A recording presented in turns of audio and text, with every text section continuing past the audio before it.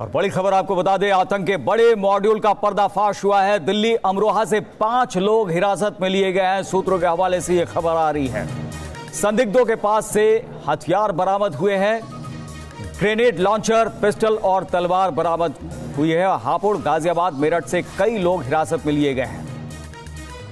और दिल्ली और यूपी में एनआईए की छापेमारी हुई है। हरकत उल हर्ब नामक संगठन के ठिकानों पर सर्च ऑपरेशन ये चलाया गया। एनआईए की छापेमारी और यूपी एटीएस का साथ मिला है। इसमें ग्रेनेड लॉन्चर, पिस्टल और तलवार बरामद हुई है। तो दिल्ली और यूपी में एनआईए की ये छापेमारी, 10 ठिकानों पर छापेमारी, एक साथ कई जगहों पर छापेमारी की गई है। 3 तस्वीरें हम आपको दिखा रहे हैं। आईएसआई के नेटवर्क पर यूपी एटीएस और एनआईए की सबसे बड़ी कार्रवाई हुई है। यूपी से लेकर दिल्ली तक 16 जगहों पर छापेमारी हुई है। बताया जा रहा है कि अमरोहा से संदिग्ध को पकड़ा गया और दिल्ली में जाफराबाद, सीलमपुर से 4 संदिग्धों को पकड़ा गया है। 3 तस्वीरें आपके सामने, किस तरह से एनआईए की छापेमारी की कार्रवाई आगे बढ़ी और यूपी एटीएस साथ। और दिल्ली से हिरासत में लिए गए आजम के रिश्तेदार उसे हालांकि बेगुनाह करार दे रहे हैं और उनका क्या कुछ कहना है, ये जानने के लिए न्यूज नेशन संवाददाता रुमानुल्लाह खान ने आजम के रिश्तेदार से बात की। एनआईए ने दिल्ली के अलावा उत्तर प्रदेश में 16 जगह पे छापेमारी की है। कई लोगों को हिरासत में लिया है। हमारे साथ दिल्ली से हिरासत में लिए गए आजम के रिश्तेदार मौजूद हैं। दिल्ली से जो पकड़े गए हैं आजम, अनस, जाहिद और जुबैर मलिक जी। तो क्या आजम इन सबको जानते थे? नहीं, आजम भाई थे, किसी को नहीं जानते थे वो। बल्कि 5 बजे जो है उनके यहाँ छापा लगा है।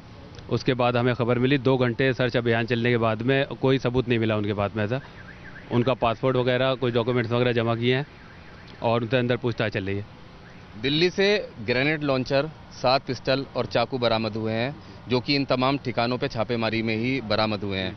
क्या आपको ऐसा कभी महसूस हुआ कि अनस इस तरह से रेडिकलाइज हो रहा है या फिर आजम इस तरह से रेडिकलाइज हो रहा है? ये तमाम लोग, जिन जुबैर है, ये क्या आपस में एक दूसरे से मिलते जुलते रहते थे? क्या आप भी जानते हैं? नहीं, इन्हें हम नहीं जानते। हमारे जो ये जीजा हैं आजम जो हैं, ये भी इन लोगों से इनके रिलेशन में नहीं थे। हाँ, हाफिज सुहेल, जिसको बताया जा रहा है कि अमीर हैं इस पूरे मॉड्यूल का जो आतंकवादी संगठन है, क्या हाफिज सुहेल से ताल्लुकात थे, संपर्क में थे? नहीं, तो कोई खास ताल्लुकात नहीं थे।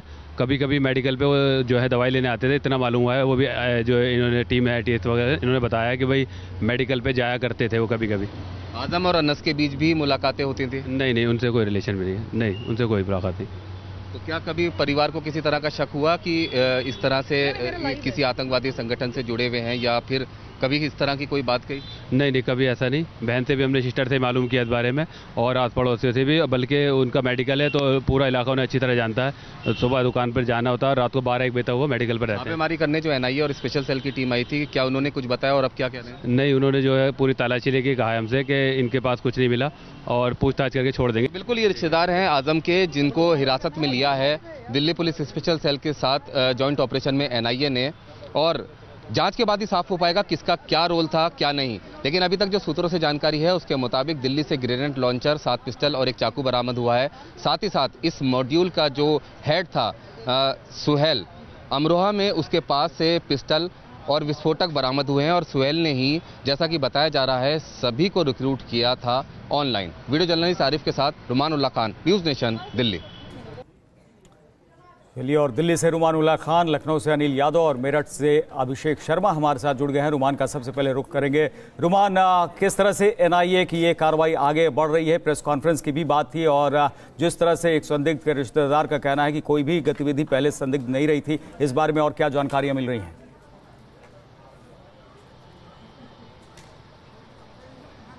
देखिए, बिल्कुल, दिल्ली से जो 4 लोग हिरासत में लिए गए हैं उसमें से एक नाम अनस का सामने आया है। सूत्रों से पता चला है कि अनस ने 2 महीने पहले अपने घर से लाखों रुपए का सोना चोरी किया था।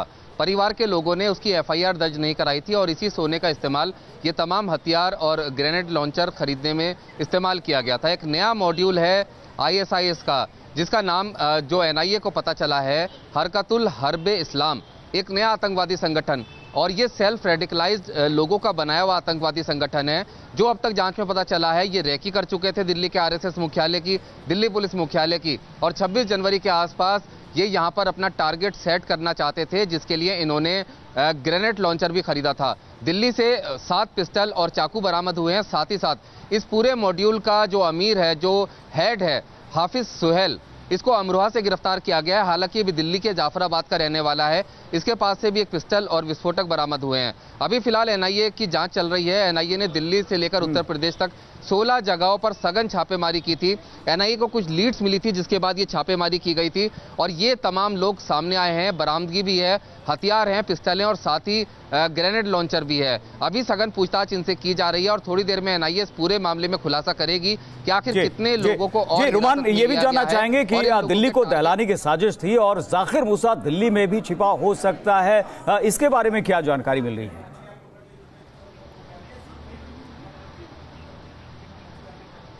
देखिए, एनआईए की तरफ से साफ किया गया था कि आईएसआईएस का मॉड्यूल हरकतुल हर्बे इस्लाम एक नया आतंकवादी संगठन है जो आईएसआईएस के मॉड्यूल के तौर पर काम कर रहा है। सेल्फ रेडिकलाइज्ड है और यहीं के लोगों ने इसको बनाया है, जिसकी आतंकवादी संगठन के जो तमाम जुड़े हुए लोग थे जिनके बारे में लीड्स एनआईए को मिली थी, उनके ठिकानों पर छापेमारी की गई है। और ये सेल्फ रेडिकलाइज बेहद ही खतरनाक संगठन था क्योंकि जिस तरह से बरामदगी हुई है। बिल्कुल तार जोड़ने की कोशिश यहाँ पर हो रही है। अनिल यादव लखनऊ से हमारे साथ जुड़े हुए हैं। अनिल, आपसे जानना चाहेंगे कि यूपी एटीएस को किस तरह के इनपुट्स मिले थे जिस तरह से आगे फिर कार्रवाई की गई? बिल्कुल, एनआईए ने यूपी एटीएस को भी इन्फॉर्म किया था और दोनों की संयुक्त कार्रवाई में ही तमाम ये छापेमारी हुई है। अमरोहा, गाजियाबाद, मेरठ और हापुड़ और पूर्वांचल में भी कुछ जगहों पर एक साथ छापेमारी हुई है और यूपी से एटीएस ने 5 लोगों को हिरासत में लिया जिनसे लगातार सघन पूछताछ हो रही है और जानने की कोशिश हो रही है कि ये जो 5 लोग पकड़े गए हैं किस तरह से ऑपरेट कर रहे थे और इनके साथ साथ और कौन लोग हैं इनके नेटवर्क में। तो जाहिर बात है कि अभी पूछताछ चल रही है और 4 बजे जैसा कि दिल्ली में एनआईए प्रेस कॉन्फ्रेंस करेगी, उसके बाद पूरी डिटेल आगे देगी।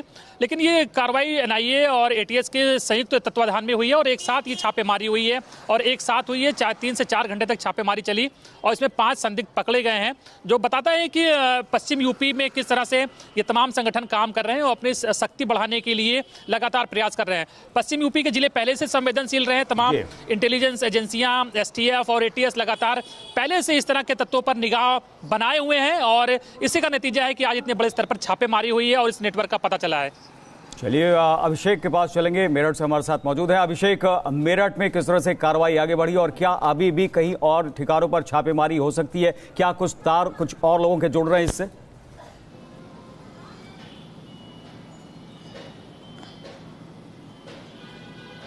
तरुण, देखिए सीधी सी बात है कि राधना और ललियाना ये 2 गांव हैं जो किठौर क्षेत्र के हैं और अमरोहा को जो रास्ता जाता है उसी रोड पर ये दोनों गांव पड़ते हैं।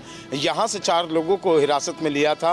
हालांकि कोई माल यहाँ से बरामद नहीं हुआ है, लेकिन इतना ज़रूर है कि एक बैग में भरकर एनआईए और यूपी एटीएस की टीम कुछ चीज़ें ले गई है। वो बैग्स में क्या है ये शायद एनआईए बाद में खुलासा करेगी, लेकिन जो हमारे यूपी एटीएस के सूत्र और एसटीएफ के सूत्र बताते हैं वो इतना ज़रूर बता रहे हैं कि जाकिर मूसा को लेकर उत्तर प्रदेश के गृह विभाग ने भी और पुलिस अधिकारियों ने भी एक संकेत जारी किया था, अपने सभी जिलों को एक अलर्ट जारी किया था कि जाकिर मूसा की वेस्ट यूपी में छिपे होने की आशंका हो सकती है। और वैसे भी तरुण, पिछले 3 महीने में जिस तरीके से आईएसआई एजेंट, आर्मी के कुछ जवान पाकिस्तान के लिए जासूसी करते पाए गए हैं और आतंकवादियों से उनका गठजोड़ होने की बातें सामने आई हैं, तो निसंदेह वेस्ट यूपी टारगेट पे है और एनआईए की छापेमारी में बड़े खुलासे भी हो सकते हैं। चलिए अभिषेक, अनिल और रुमान, आप तीनों का बहुत बहुत शुक्रिया जानकारी हम तक पहुंचाने के लिए। आगे भी आपसे अपडेट लेंगे। फिलहाल शुक्रिया।